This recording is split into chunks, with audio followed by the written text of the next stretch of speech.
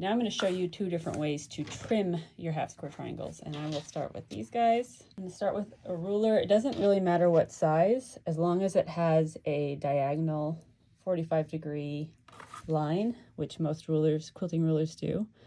I'm going to line up that line with the seam on my half square triangle. I'm going to make sure that I have at least 2 inches of fabric here, because I'm trimming this to 2 inches. And then I'm going to trim the right side and the top. It's much easier if your rotary blade is sharp. Now I'm going to do the same thing again, but this time I'm going to line up 2 inches and 2 inches. But I'm still going to make sure that that sewn line matches up with the diagonal line on the ruler.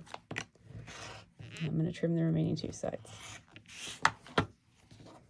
There's one. I'll do one more.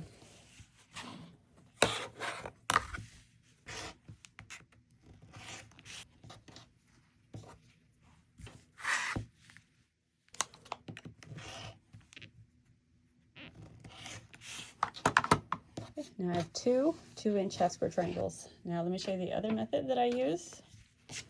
And I kind of use these equally as often. Okay, I have a slotted ruler. This is a Stripology Squared Mini.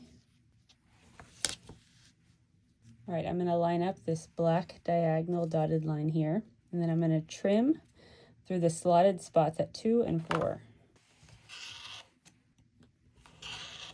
Now I'm going to rotate it, lining up this bottom line and this diagonal line, and I'm going to trim again at 2 and 4. So there's a half square triangle. I'm going to do one more.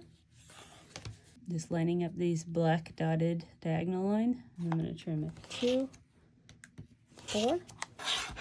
Now I'm going to line up the bottom here with the bottom of the block. Line up this white diagonal. Trim at 2 and 4.